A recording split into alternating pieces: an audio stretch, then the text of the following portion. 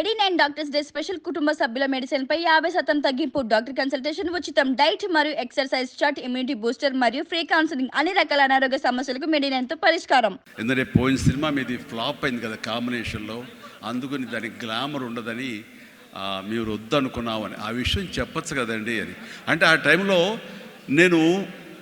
నేను నాతో సినిమా చేస్తే సినిమా ఫెయిల్ అవుతుందని ఒక బ్యాడ్ ఇది నా మీద స్ప్రెడ్ అయ్యే అవకాశాలు ఉన్నాయి.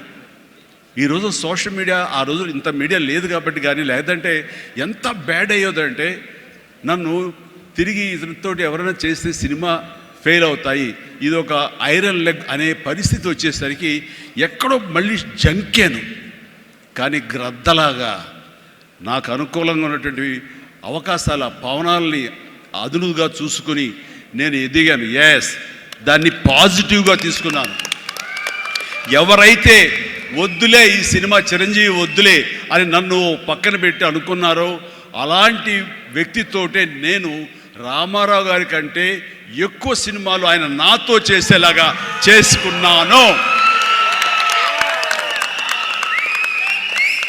అత్యధిక సినిమాలు రామారావు గారు చేస్తే ఆ మహానుభావుడు, ఆ దర్శకుడి దగ్గర, అదే దర్శకులు వారు నన్ను భుజం పట్టి నన్ను పైకి తీసుకుని ఆయన కంటే 4 సినిమాలు ఎక్కువే చేశారు నాతోటి. అది పరిస్థితుల్ని మనకు అనుకూలంగా మలుచుకోవటం, మార్చుకోవటం, తద్వారా మనం ఇంకొంచెం పైకి వెళ్ళటం అనేది.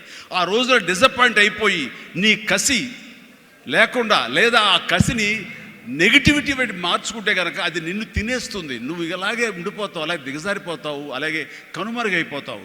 అలా కాదు, మనం ఎదురు తిరగాలి, పరిస్థితులు మనం అనుకూలంగా మార్చుకోవాలి. అందునే గ్రద్ద ఫిలాసఫీ నాకు ఫిలాసఫీ. అండ్ ఎదిగాను, పైకి వెళ్తూ వచ్చాను.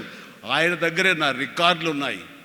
అది నా ఫస్ట్ సినిమా ₹1 కోటి చూసిన సినిమా అదే. నా రెమ్యునరేషన్ కాదు సుమా, సినిమా బడ్జెట్ 75 లక్షలు వస్తే కనుక బ్రహ్మాండ బడ్జెట్, ఎంతో రెవెన్యూ అనుకునేవాళ్ళు. ఫస్ట్ ₹1 కోటి. నా తోటి హీరోలు కూడా ₹1 కోటి తెలుగు సినిమా అనే లెవెల్కి వెళ్ళింది. అక్కడి నుంచి కోటి అనేది మామూలు అయిపోయింది. ఒక్కొక్క ఏరియాలోనే ₹1 కోటి, ఆ తర్వాత నా రెమ్యూనరేషన్ ₹1 కోటి పైబడి అలా అంచెంచుగా ఎదుగుతూ వచ్చారు.